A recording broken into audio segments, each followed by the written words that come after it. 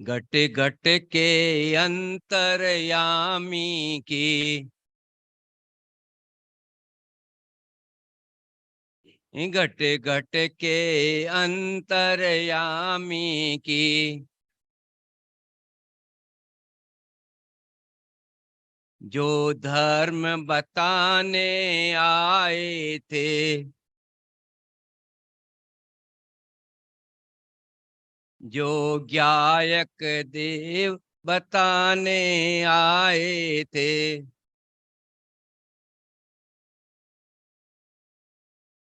उस वीतराग विज्ञानी की, उस वीतराग, उस वीतराग विज्ञानी की, जय बोलो महावीर स्वामी की। बोलो महावीर भगवान की जय। संतप्त मानस शांत हो, जिनके गुणों के गान में वे वर्तमान, जिन विचरे हमारे ध्यान में, जिस रूप समझा बिना पायो दुख अनंत, समझावे ते पद नमो श्री सदगुरु भगवन। आज भगवान महावीर का जन्मदिन है। जन्म दो प्रकार से कहा जा सकता है। एक तो बाहर में लौकिक में त्रिशला और सिद्धार्थ के गर्भ में आए, तो एक तो शारीरिक रूप से जन्म दिन कहा जा सकता है। इसमें भी लिखा है कि 13 दिन स्थित चेत, अंतिम जन्म लियो प्रभु, नृप सिद्धार्थ निकेत, इंद्र आयो उत्सव कियो। और दूसरा जन्म उनका ऐसा माना जा सकता है कि राग से वो वीतरागता की तरफ आए हैं, संसार से वो मोक्ष की तरफ आए हैं। मैं तो आज इस जन्मदिन को एक परिवर्तन का दिन कहता हूं। क्या नाम है आज? परिवर्तन का दिन है। और परिवर्तन भी आज केवल महावीर का ही नहीं हुआ, महावीर का तो हुआ ही है कि जो संसार से किसकी प्राप्ति कर ली है? मोक्ष की प्राप्ति कर ली है, जिन्होंने वीतरागता की प्राप्ति की है। और एक परिवर्तन और हुआ है, जिनको हम पूज्य गुरुदेव कांजी स्वामी कहते हैं।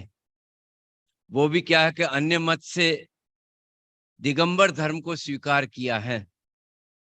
तो आज दो महान व्यक्तियों का परिवर्तन हुआ है। एक तो संसार से मोक्ष की तरफ गमन किया, और एक एकांत से लेकर के अनेकांत धर्म को क्या किया है?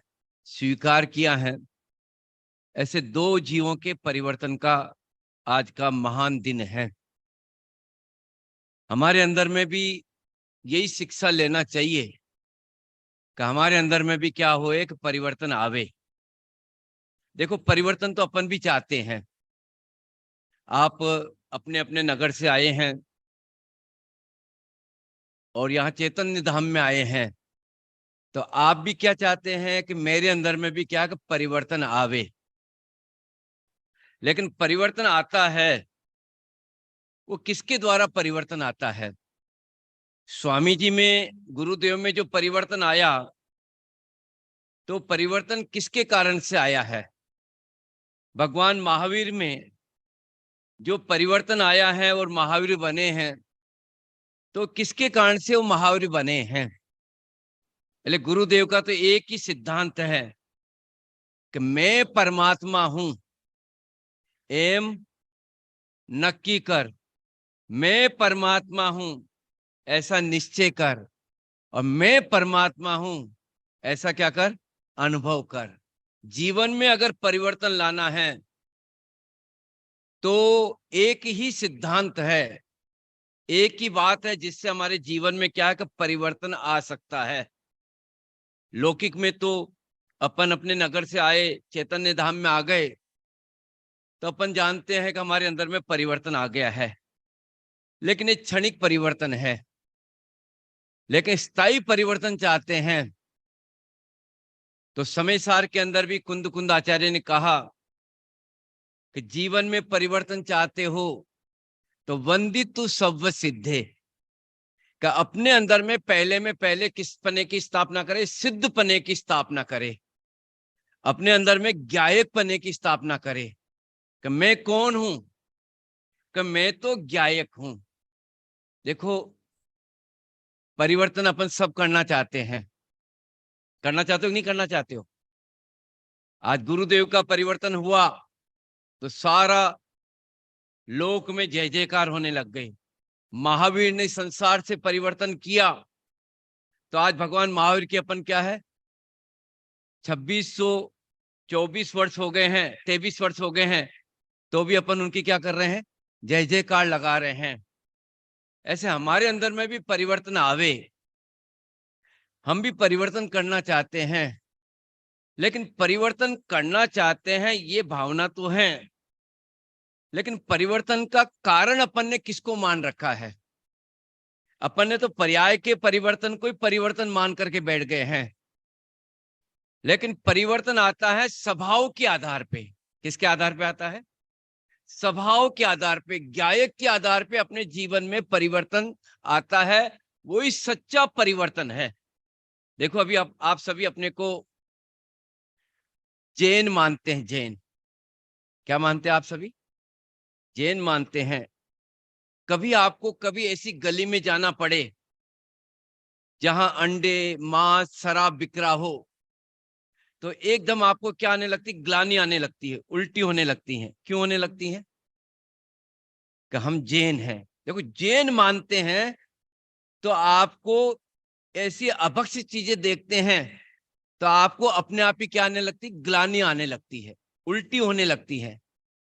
ऐसे आचार्य कहते हैं कि तू अपने को ज्ञायक माने तो जीवन में कभी भी विषय कसाय का परिणाम आने वाला नहीं है।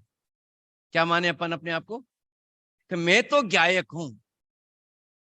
बाल बुद्ध भाग 1 पढ़ा होगा आपने कभी, उसमें दर्शन की विधि बताई। दर्शन की कि मंदिर में आते, मंदिर में तो मंदिर जी के दरवाजे पे 3 बार क्या बोलते अपन? निश्चय निश्चय निश्चय। निश्चय का क्या अर्थ होता है? कि भगवान का, हाँ, संसार का निषेध, कि मैं बालक हूं, कि मैं पंडित हूं, कि मैं व्यवस्थापक हूं, ये सारी चीजों को कहां छोड़ के आते हैं? बाहर छोड़ के आना। तो अपने को भगवान का क्या होने वाला है? दर्शन होने वाला है। अगर अपन ये माने कि मैं पंडित हूं, मैं व्यवस्थापक हूं, तो मंदिर में भी आ जाएंगे, तो मंदिर में भी आ जाएंगे तो सचिन क्या दिखेगा अपने को? अपन अपने को पंडित मान लेते हैं ना, तो मंदिर में भी आ जाते हैं तो मेरे को इसको सुनाना है, ये व्यवस्था करना है, ये व्यवस्था करना है, बच्चों को देखना है। आप जैसा मान लेंगे आपके अंदर में वही वो आने लगेगा। इसलिए मंदिर में आते हैं तो 3 बार क्या बोला जाता है? क्या बोलते हैं? यानी सारी चीजों को बाहर छोड़ के आना, तो अपने को भगवान का क्या होगा? दर्शन होगा। ऐसे अपने को जीवन में परिवर्तन करना है तो आचार्य कहते हैं कि अपने अंदर में ज्ञायक पने की स्थापना करो। किसकी स्थापना करो? ज्ञायक पने की स्थापना करो तो जीवन में क्या आ सकता? परिवर्तन आ सकता है। अभी देखो, आप अपने को चैतन्य धाम वाला विद्यार्थी मान करके बैठे हैं। हम तो कौन है? चैतन्य धाम के विद्यार्थी हैं। तो आपसे, आपके बराबर और भी यहाँ पे बच्चे, बड़े लोग आए होंगे, लेकिन आप अपने को चैतन्य धाम वाला मानते हैं तो आपकी ड्रेस में क्या हो गया? ये कुर्ता पजामा पहन लिया कि नहीं पहन लिया? आपने क्या माना? तो ये कुर्ता पजामा पहन लिया आपने कि हम तो चैतन्य धाम के विद्यार्थी हैं। तो अपने आप आ गया। राजीव गांधी का नाम सुना होगा, राजीव गांधी। पहले क्या को प्लेन चलाते थे, हवाई जहाज। क्या चलाते थे वो? हाँ, हवाई जहाज चलाते थे, तो सूट बूट सब पहनते थे। लेकिन जैसे प्रधानमंत्री बने, क्या बने वो? प्रधानमंत्री बने, तो क्या कुर्ता पजामा पहनने लग गए, टोपी लगाने लग गए, गले में दुपट्टा डालने लग गए। बोलो उनके ड्रेस में परिवर्तन क्यों आया? क्या मानव परिवर्तन आया? कि मैं भारत का क्या हूं, प्रधानमंत्री हूं, तो मेरे को सादगी से रहना चाहिए, सादगी से बोलना चाहिए, सादगी से खाना चाहिए। तो अपने आप ही ड्रेस में क्या हो गया? परिवर्तन आ गया।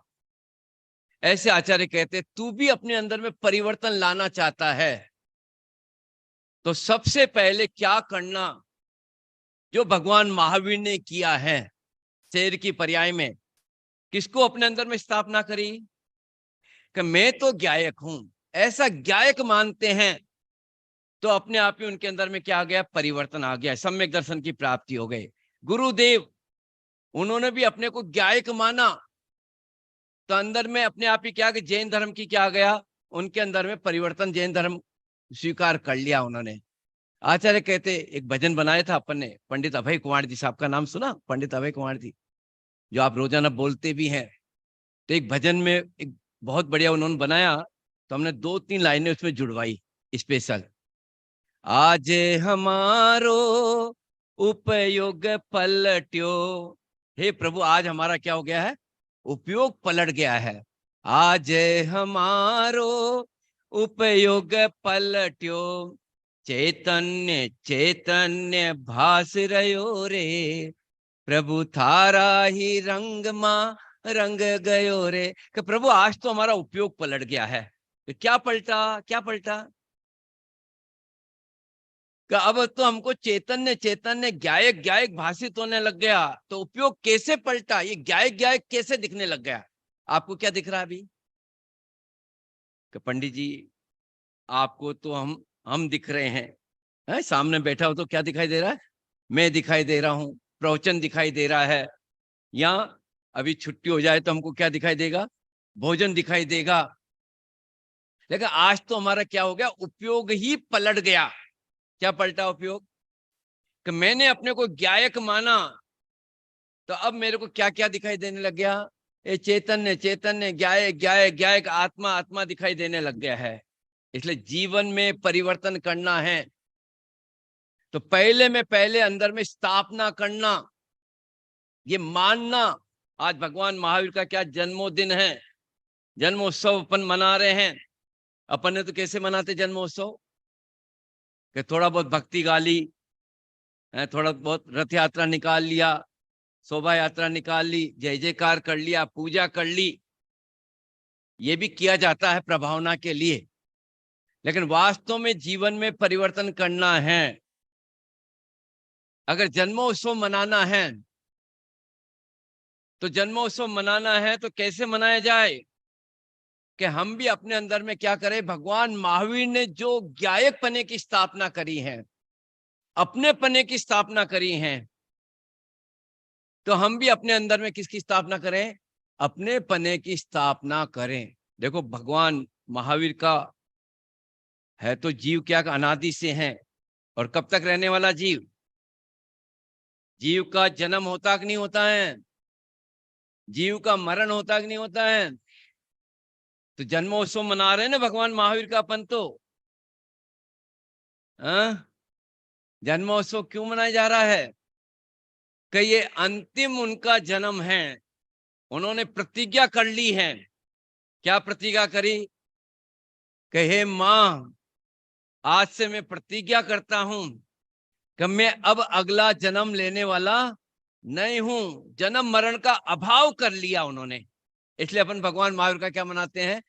जन्मोत्सव मनाते। और हमारा, तुम्हारा, हमारा जन्मदिन नहीं कहलाता, हमारा तो वो बर्थडे, क्या बोलते? बर्थडे बोलते ना। ये तो व्यर्थ डे है। हमने तो पूरा सारा का सारा जीवन क्या कर दिया है? व्यर्थ ही खो दिया है, विषय कसाय भोगों में खो दिया है। लेकिन भगवान महावीर ने अपना जन्म का क्या कर लिया है? जन्मोत्सव क्यों मनाया जा रहा है? उनका क्यों मनाया जा रहा है? देखो 5 कल्याणक होते, 5 कल्याणक। हर तीर्थंकर के 5 कल्याणक मनाए जाते भरत क्षेत्र में। कौन कौन से? गर्भ कल्याणक, जन्म, तप, ज्ञान और मोक्ष।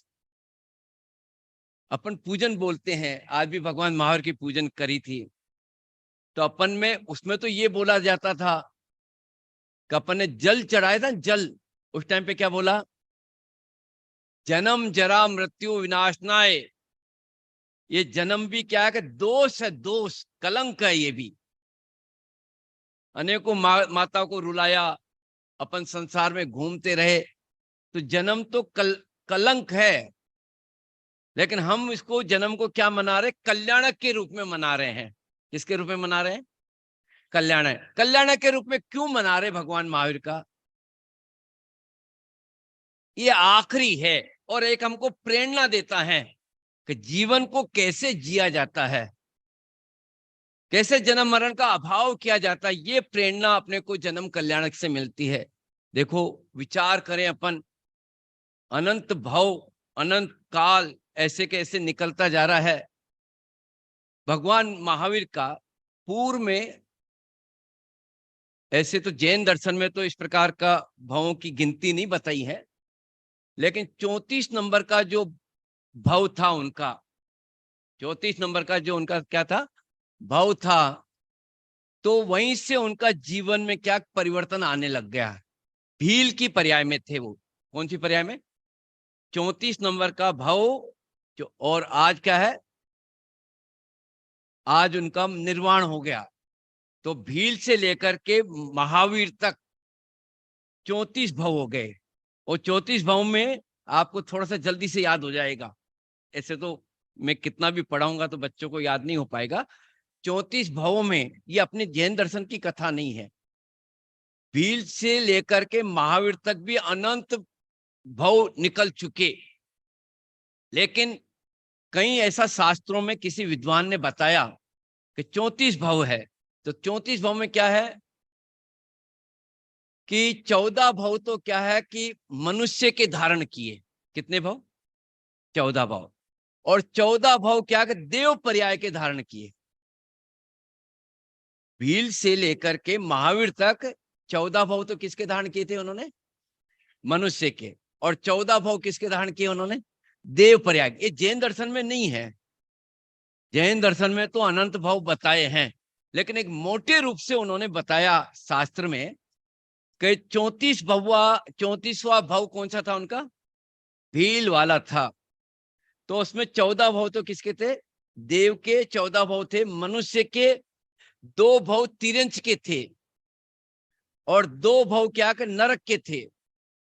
तो 28 से 2 4 32 और एक भव में अनंत प्रकार की पर्याय धारण करी। तरस पर्याय, स्थावर पर्याय, ये धारण करी। और अंतिम भव 34वां कौन सा था? ये महावीर का था। भील की पर्याय में देखो जीवन में परिवर्तन कैसे आ जाता है, कैसे परिवर्तन आ जाता है। भील का काम क्या था? जीवों को हिंसा करना, शिकार खेलना। एक दिन क्या को शिकार खेलने के लिए, शिकार खेलने जा रहा था, तो जंगल में क्या कि मुनिराज मिल गए। सागर सेन नाम के क्या है? मुनिराज मिले। और सागर सेन मुनिराज मिले तो वो भील को शिकार खेलते हुए देखा, तो उसको संबोधन दिया कि भैया जैसे तू जीव है, तेरे को कोई मारे तो तेरे को दुख होता है, ऐसे क्या कि तू इन जीवों को मारा है तो इनको भी क्या होता है? दुख होता है। तो तू क्या कि जीवों को मारना, शिकार खेलना बंद कर दे। तो भील कहने लगा, महाराज मेरा तो काम ही यही है, अगर मैं शिकार नहीं खेलूंगा तो मैं भूखा मर जाऊंगा। तो ये शिकार खेलना तो मैं बंद करने वाला नहीं हूं। तो मुनिराज ने बहुत उपदेश दिया, बहुत दिया, लेकिन उन्होंने कहा कि भैया मैं तो मर जाऊंगा, ऐसे तो मेरा तो व्यापार ही यही है, मेरा तो पूरा कुटुंब परिवार ही इससे पल रहा है। तो मुनिराज ने उसको एक बात कही कि भैया तू ऐसा कौन सा जीव है जिसका शिकार नहीं खेलता है? तो उसी टाइम पे क्या कर, जिस पेड़ के नीचे महाराज जी बैठे थे, तो वह कौवा काव काव कर रहा था। कौवे का नाम सुना ना, काव काव, काला वाला कौवा, वो काव काव कर रहा था।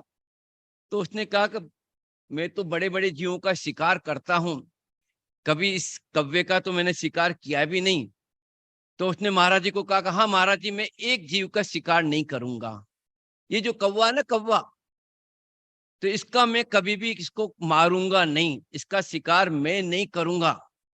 केवल एक प्रतिज्ञा ले ली उसने। क्या ले ली? मांस भी खा रहा है, दूसरे व्यापार सब कुछ कर रहा है, लेकिन एक प्रतिज्ञा ली। क्या प्रतिज्ञा ली?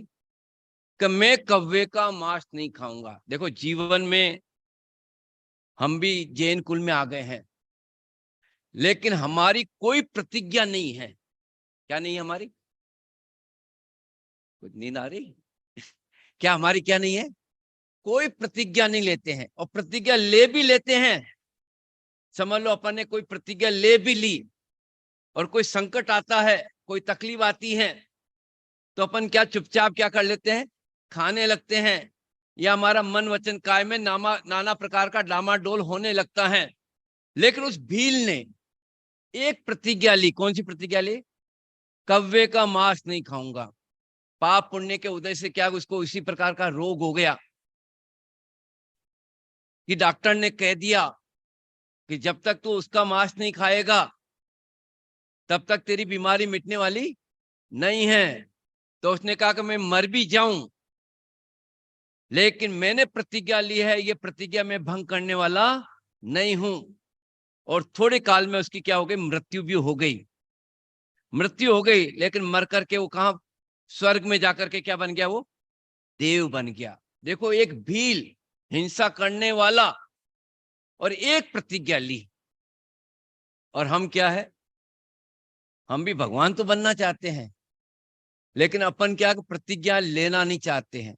अभी अपने को कह दे कि भैया रात्रि का भोजन नहीं करना, अनछना पानी मत पीना, अभक्ष मत खाना, तो अपन प्रतिज्ञा ले सकते हैं? नहीं ले सकते?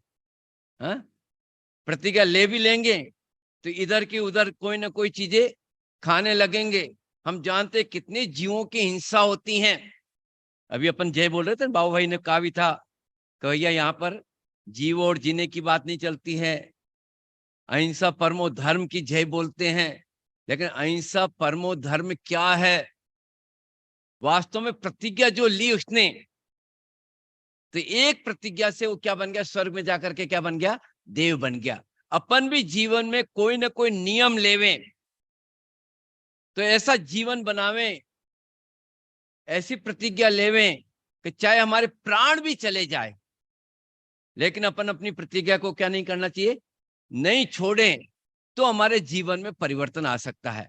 और वही भील स्वर्ग में जाकर के देव बन गया। और उसके बाद में तीसरा उसका 32वां नंबर का जो भाव था, वो कौन था? कि वो स्वर्ग से अवतरित हुआ तो कौन से कुल में पैदा हुआ मालूम आपको? भगवान आदिनाथ के कुल में। तीर्थंकर परमात्मा पहले तीर्थंकर आदिनाथ के कुल में, और उसका भरत चक्रवर्ती का पुत्र बना, और उसका नाम क्या था? मारीच। नाम मारीच हो गया उसका। लेकिन भरत चक्रवर्ती के कुल में, आदिनाथ के कुल में, बाहुबली के कुल में, यानी अनेकों धर्मात्माओं के कुल में क्या है? पैदा हुआ। और भरत चक्रवर्ती ने समोसन में पूछा आदिनाथ से कि प्रभु आप तो तीर्थंकर बन गए हो, तो कोई ऐसा जीव है हमारे यहाँ पर भी जो तीर्थंकर बनने वाला है? तो भगवान आदिनाथ की दिव्य धुनी में क्या आया? क्या आया? कि तेरा जो पुत्र है ना मारीच, वो भी क्या बनने वाला? तीर्थंकर बनने वाला है। तो सारे सब जगह सब लोगों को क्या होने लगी? खुशी होने लग गई कि ये हमारा भरत का पुत्र मारीच क्या बनने वाला है? तीर्थंकर बनने वाला है।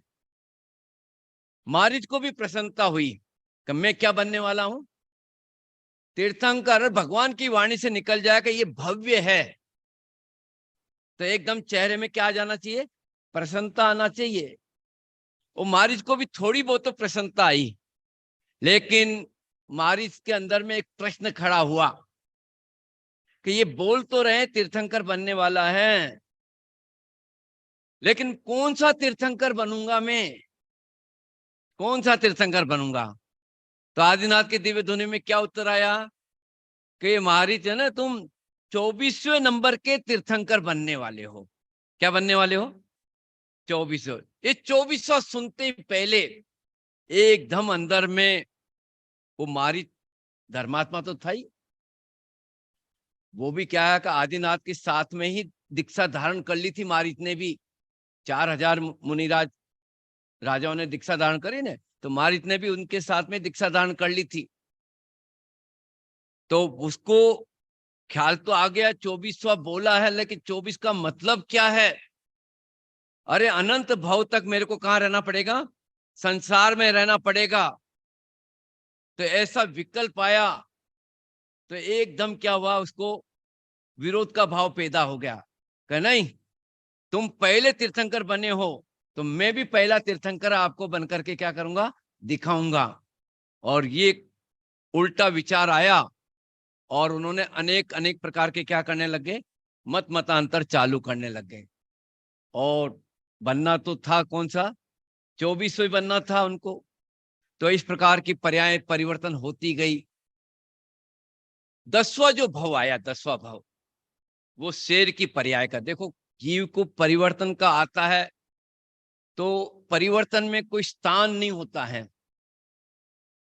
गुरुदेव का भी परिवर्तन आया ना, तो गुरुदेव का परिवर्तन का कहां पे हुआ, गुरुदेव का परिवर्तन उस स्टार ऑफ इंडिया सोनगढ़ के अंदर में एक छोटे से गांव में, जहां कोई जैनी नहीं, पहले कोई जैनी नहीं था, लेकिन गुरुदेव को ऐसा विचार आया कि लोगों को वैर विरोध नहीं आवे, कसाई नहीं होवे।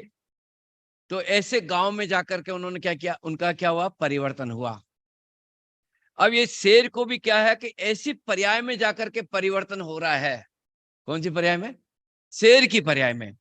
और शेर की पर्याय में भी दशा देखो उसकी, कि एक हिरण के पीछे दौड़ लगा रहा है, उसको मार रहा है, हाथ खूनों से भरे हैं, मुंह भी खून से भरा हुआ है। इतने में क्या होगा, आकाश से 2 चारण ऋद्धि मुनिराज आए। तो शेर देख करके एकदम अंदर में विचार आने लगा कि मेरे सामने कोई प्राणी खड़ा नहीं हो सकता है, और ये 2 प्राणी कौन आ रहे हैं। तो एकदम अंदर में जो उसको जो भयाक्रांत कर देता था सबको, तो एकदम उसका सारा का सारा जो भय था ना, सारा की सारी उसके अंदर में जो था घमंड कि मेरे सामने कोई खड़ा नहीं होता है। लेकिन 2 चांड ऋद्धि मुनिराज को देखा, तो देखते पहले ऐसा लगा उसको कि ये तो निर्भीक दिखाई देते हैं। इन मुनिराज में तो कोई किसी प्रकार का क्या नहीं है, भय नहीं है, मेरे सामने कोई खड़ा नहीं रह पाता है। और ये 2 मुनिराज मेरे सामने आ रहे हैं, मेरे पास में आ रहे हैं।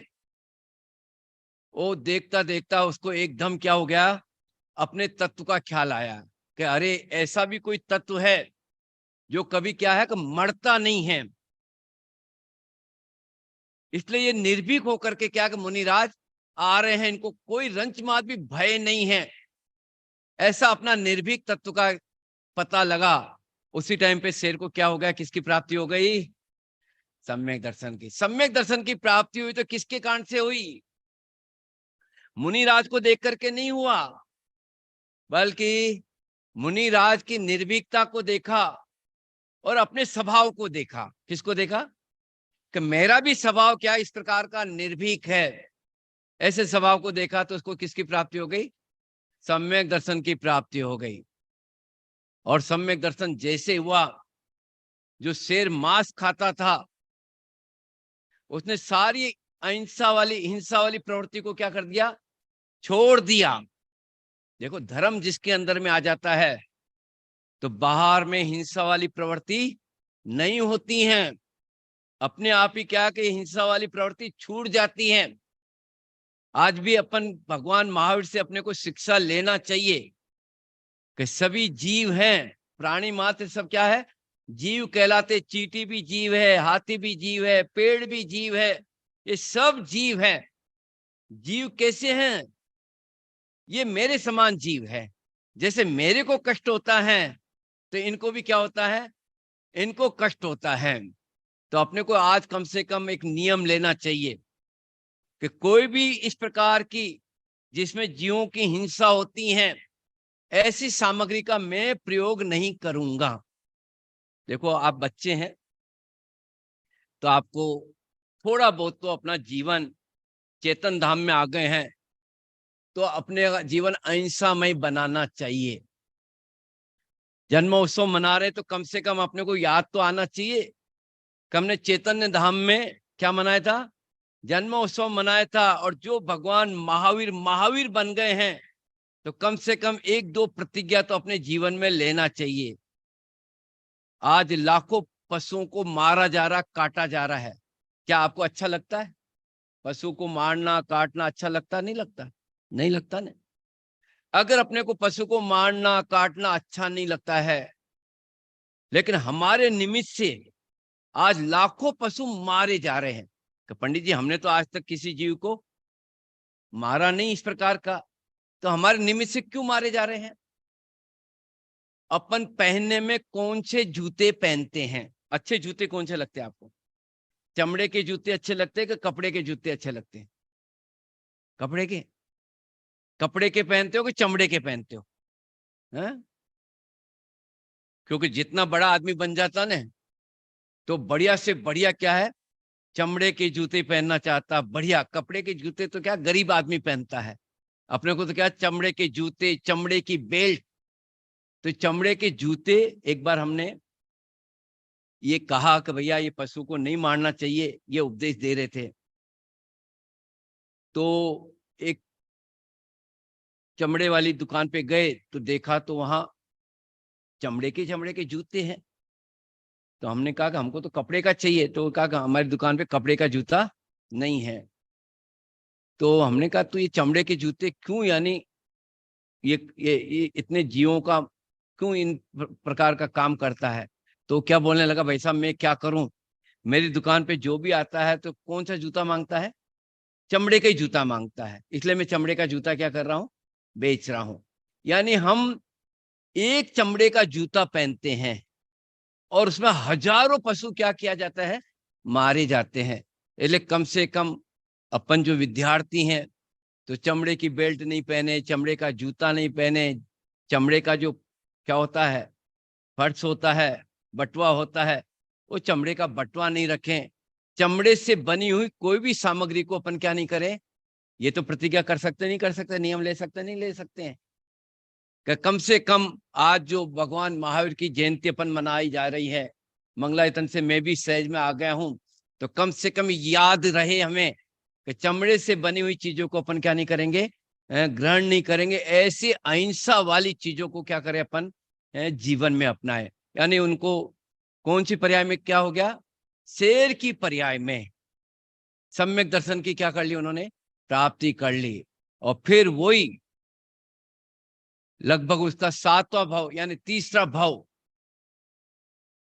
आपका पुजारी का क्या नाम था एक का, नंदू। तो नंद कुमार राजा के राजा बना वो। तो उसी टाइम पे उसको क्या है कि तीर्थंकर प्रकृति का क्या हो गया, हाँ तीर्थंकर प्रकृति का बंद हो गया। कौन सी पर्याय में, तीसरी पर्याय में। यानी महावीर से लेकर के 2 पर्याय बाकी बच गए, तो तीसरी पर्याय में किसका बंद हो गया, इसको तीर्थंकर प्रकृति का बंद हो गया।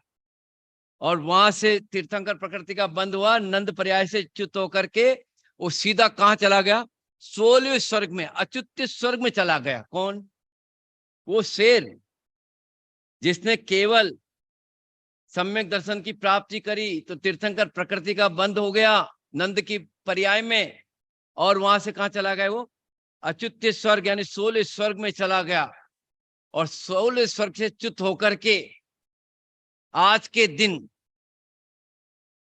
कहां जन्म ले लिया उसने, कुंडलपुर के अंदर माता त्रिशला और पिता सिद्धार्थ के गर्भ में क्या है, तेरस के दिन। आज का दिन कौन सा है, चैत्र शुक्ला, हाँ, 13 के दिन भगवान महावीर का क्या हो गया?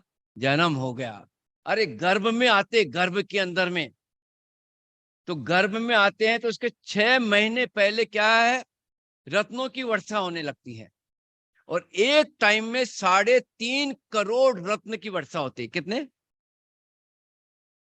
और 4 टाइम रत्न खिलते हैं, तो 3.5 करोड़ को 4 बार गुना कर लो तो कितना हो जाता है?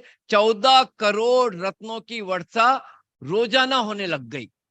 देखो, ऐसा वातावरण अपने आप ही सहज में, वातावरण में इतनी शांति, समता का भाव आ गया। 56 कुमारियां, अष्ट देवियां आकर के माता की सेवा करने लगी, और जिस दिन वो गर्भ में आने वाले थे, उस रात्रि के दिन मां को क्या दिखाई दिया? 16 स्वप्न दिखाई दिए। देखो, जिसके कूक में तीर्थंकर का जन्म होने वाला है, तो स्वप्न भी कैसे दिखाई देने लग गए। और आज की बहनों को देखो, सपने भी कौन से आते हैं उनको? क्या सपना आते होंगे? यानी गर्भ में बच्चा आने वाला है, तो उसके पहले क्या देखती होगी वो तो चर्चा करती थी। कौन? त्रिशला देवी तो। और आज की बहनें क्या करती हैं? वो टीवी के सामने बैठी रहती है, मोबाइल के सामने देखती रहती हैं, तो दिन भर भी क्या क्या विचार आएगा? वही आएगा, विषय कसाय का, भोगों का आएगा। इसलिए आज के जो भी बच्चे पैदा हो रहे हैं, जो भी आ रहे हैं बच्चे, तो देखना उनको, छोटे छोटे बच्चे हैं ना, वो भोजन भी करते हैं, भोजन भी। तो जब तक मोबाइल नहीं हो ना, मोबाइल तब तक वो खाना नहीं खाते हैं। ये जो अपने के अंदर में आदत पड़ गई, दिन भर मोबाइल मोबाइल मोबाइल, तो ये संस्कार कहां से आ गए हमारे अंदर में? वो तीर्थंकर बन गए। कौन? महावीर तीर्थंकर बने, क्योंकि 16 स्वप्न देखे उन्होंने। और हमको हमारी माँ क्या देखती है? गर्भ के समय में क्या देखा उसने? क्या देखा उसने? वही टेलीफोन टेलीफोन देखती रहती, विषय कसाय देखती रहती हैं। प्रतिज्ञा करना चाहिए, नियम लेना चाहिए कि हमको इस प्रकार का विषय कसाय की चीजों का अवलंबन नहीं लेना चाहिए। हमको धर्म का अवलंबन ले तो अपन क्या बन सकते हैं? भगवान बन सकते हैं। तो 16 स्वप्न दिखाई दिए, और फिर बाद में आज के दिन भगवान महावीर का क्या हुआ? जन्म हुआ। तो जन्म हुआ तो चारों गतियों में सभी जगह क्या हो गई? शांति हो गई। अरे जहां नरक में मार काट होती है, वहां नरक में भी क्या हो गई थी? शांति हो गई। नरक में भी हम सब भगवान की जय बोलना चाहते हैं, भगवान को बुलाना चाहते हैं, भगवान को स्थापित करना चाहते हैं, लेकिन भगवान को बुलाने का मतलब है, भगवान की जयंती मनाने का मतलब है कि हमारे सबके अंदर में, हमारे परिणामों में पहले क्या होना चाहिए? संस्कार होना चाहिए, धर्म के संस्कार होना चाहिए। गायक बनूं, परमात्मा बनूं, ऐसा अंदर में क्या कि स्वीकृति होना चाहिए। इसलिए गुरुदेव तो बार बार बोलते थे, क्या बोलते थे? क्या बोलते थे? मैं परमात्मा हूं एम नक्की कर, मैं परमात्मा हूं एम क्या कर? निश्चय कर, और मैं परमात्मा हूं ऐसा क्या कर? अनुभव कर। और भगवान का जन्म हुआ। जन्म होते ही पहले उनका नाम इंद्र ने क्या रखा मालूम आपको? वर्धमान रख दिया। वर्धमान क्यों रख दिया उनका नाम? वर्धमान क्यों रखा? कि छोटा सा बालक जन्म हुआ, 1000 तो उसके क्या कि 1008 तो शरीर पे क्या थे? शुभ चिन्ह थे। और 1008 कलश से क्या करने लगा? वो अभिषेक किया। इंद्र को भी शंका हो गई, इंद्र को भी शंका हो गई कि छोटा सा बालक, और एक कलश के कितने? 12 योजन का एक कलश होता है।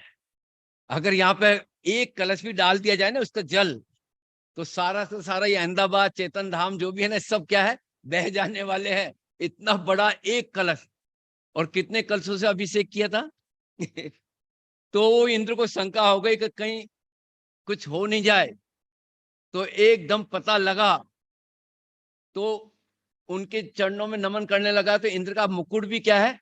सिर से निकल गया। तो समझ में आ गया कि ये तो महान, अतिशय बलशाली जीव है।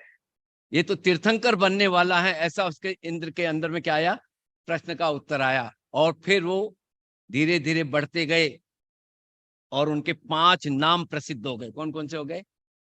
5 नाम, वीर, अतिवीर, सन्मति, वर्धमान, महावीर।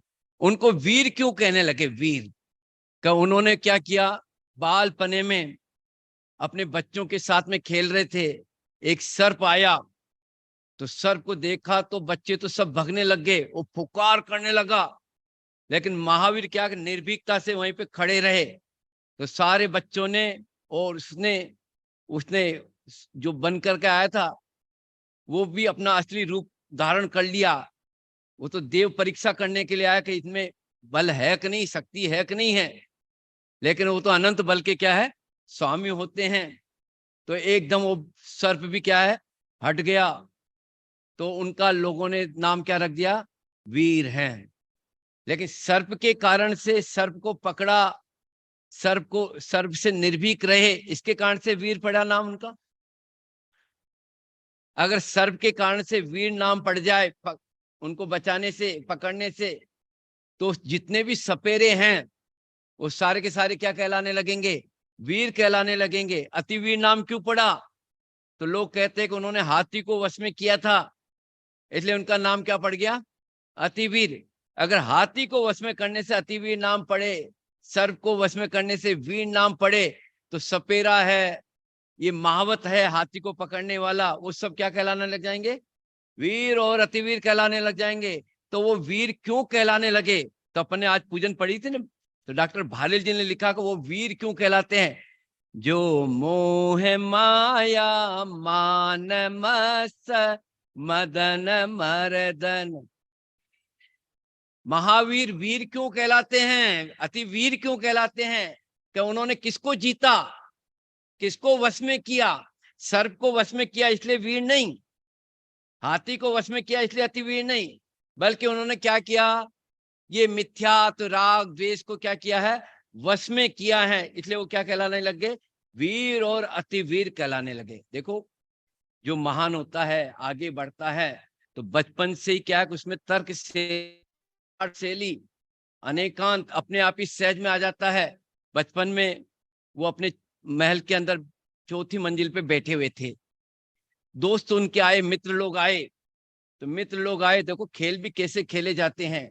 हम कौन से खेल खेलते हैं जिससे कुछ भी लाभ नहीं मिलता है, न तो शारीरिक लाभ मिलता है न मानसिक लाभ मिलता है। खेल भी खेलना तो जिनवाणी से खेल खेलो, जिनवाणी से खेल खेलो मतलब जिनवाणी का अभ्यास करो, ये अपना खेल होना चाहिए। लेकिन अपन ये खेल तो नहीं खेलते हैं, जिनवाणी को तो नहीं पढ़ते हैं, गुरुदेव की वाणी को तो नहीं सुनते हैं, और अपन क्या है, ये दूसरे खेलों में पड़ जाते हैं। देखो बाहर का स्वास्थ्य ठीक रहना है तो आप ये करोगे तो भी आपका स्वास्थ्य ठीक रहेगा, और वो कितना भी खेलोगे तो भी क्या है कि आपका स्वास्थ्य ठीक होने वाला नहीं है। तो खेल कैसा खेलते थे देखो, तो एक दिन महल के अंदर बैठे हुए थे, महल के अंदर कहाँ बैठे थे, अपने महल में बैठे थे 4थी मंजिल पे। उनके दोस्त आए मिलने के लिए, तो नीचे क्या कि त्रिशला माँ उनकी थी। तो माँ से पूछा महावीर कहाँ हैं, हमको दिखाई नहीं दे रहे। तो माँ ने क्या किया कि वो तो ऊपर है, क्या बताया, ऊपर है। तो सारे मित्र लोग क्या, 7 महल का मंजिल था, महल था, तो 7वीं मंजिल पे चले गए। कहाँ चले गए वो, 7वीं मंजिल पे। माँ ने कहा कि बोला वो तो ऊपर है, तो वो कहाँ चले गए, ऊपर। ऊपर गए तो वहां पर सिद्धार्थ थे। तो सिद्धार्थ से पूछा कि महावीर नजर नहीं आ रहे हैं पिताजी, तो उनका वो नीचे है। तो वो फिर वापस कहाँ आए, नीचे आए। नीचे आए तो नीचे नजर नहीं आए। फिर बाद में सोचा कि ये तो माता पिता तो बुढ़े हो गए हैं, दिखते हैं, एक कहता ऊपर है, एक कहता है नीचे है। तो दोस्त क्या क्या कि एक एक मंजिल को देखने लगे, दूसरी मंजिल देखी, तीसरी मंजिल देखी, 4थी मंजिल पे क्या कर रहे थे, वो तो अपना ध्यान कर रहे थे, स्वाध्याय कर रहे थे। तो 4थी मंजिल पे आके देखा तो आते पहले गुस्से में बोलने लगे महावीर को, क्या तुम्हारे माता पिता पागल हो गए, माँ कहती है कि ऊपर और पिताजी कहते हैं नीचे, और तुम तो कहाँ बैठे हो, यहाँ बैठे हुए हो। तो ये तुम्हारे माता पिता बुढ़े हो गए हैं, इनको कुछ भी विवेक नहीं है। तो उनका कहा नहीं नहीं भैया, तुम माता की अपेक्षा नहीं समझते हो, वस्तु का स्वरूप को तुम नहीं समझते हो। वस्तु तो निरपेक्ष होती हैं, लेकिन कथन पद्धति जो होती है वो तो शादवाद वाली होती है। माँ की अपेक्षा से मैं कहाँ पे हूं? क्योंकि माँ एक मंजिल पे है और वो चौथी मंजिल पे बैठे, तो माँ की अपेक्षा से क्या है? ऊपर है। पिताजी 7वीं मंजिल में हैं और वो चौथी मंजिल पे बैठे, पिताजी की अपेक्षा से कहाँ पे? वो नीचे। तो ये वस्तु को समझना है, तो वस्तु को समझना तो उसकी अपेक्षा को अपने को समझें। तो छोटी छोटी बातों में अनेक जैन दर्शन के सिद्धांतों को उन्होंने बताया है। फिर बाद में उनका नाम पड़ गया सन्मति। 2 मुनि राजों की शंकाएं दूर हो गई तो उनका नाम क्या पड़ गया? सन्मति नाम पड़ा है। और उन्होंने केवल ज्ञान की प्राप्ति कर ली तो उनका नाम क्या पड़ गया? वर्धमान नाम पड़ गया है। और वो सिद्ध शिला में विराजमान हो गए तो उनका नाम क्या पड़ गया? महावीर पड़ गया है। ऐसे भी हमको भी महावीर बनना है। तो आज का जो परिवर्तन का दिन है, जो गुरुदेव में परिवर्तन आया है, तो परिवर्तन कैसे आया है? तो मैंने बात लिखी उनके लिए, गुरुदेव के लिए भी, कि गुरुदेव की वाणी ने मानव मन को झकझोर दिया। क्या कहा? गुरुदेव की वाणी ने मानव मन को झकझोर दिया। कुछ ऐसी बात कही तुमने, कुछ ऐसा जादू घोल दिया, दर्शन को तुमने पंख दिया। गुरुदेव ने क्या दिया? ये दर्शन था ना अपना, समय सार आदि ग्रंथ सब तिजोरी में बंद थे, कपाट में बंद थे। लेकिन गुरुदेव जैसे आए तो उन्होंने समय सार, प्रवचन सार, नियम सार, दिन में 3-3 बार तो तत्व चर्चा, प्रवचन आदि करते थे। और अनंत अनेकों बार उन्होंने समय सार आदि को क्या किया है? पढ़ा है। तो इसमें लिखा है, गुरुदेव की वाणी ने मानव मन को झकझोर दिया, कुछ ऐसी बात कही तुमने, कुछ ऐसा जादू घोल दिया, दर्शन को तुमने पंख दिया, तत्वों को न प्रवेश दिया, धरती को मुक्त बनाने का जग को अनुपम संदेश दिया। और क्या संदेश दिया उन्होंने? हर एक आत्मा ईश्वर है। क्या बोला गुरुदेव ने अपने को? भगवान आत्मा। गुरुदेव की वाणी खुलती थी तो क्या आवाज आती थी? पामर नहीं बताते थे अपने को, भिखारी नहीं कहते थे, दीनहीन नहीं बताते थे। प्रत्येक आत्मा को क्या बोलते थे? भगवान। हाँ, प्रत्येक आत्मा क्या? भगवान आत्मा है, ऐसा वो संदेश दिया। ऐसे गुरुदेव को, भगवान महावीर को हम सभी बार बार याद करते हैं, विचार करते हैं। याद कब होगा? कि जो उन्होंने हमको शिक्षा दी है, भगवान महावीर ने जो हमको शिक्षा दी है, वो शिक्षा हमारे अंदर में आवे, हमारा जीवन निर्मल बने, पवित्र बने, तो हमारे जीवन में भी परिवर्तन आ सकता है। हम सभी इस बात को स्वीकार करें, इतनी बात करें।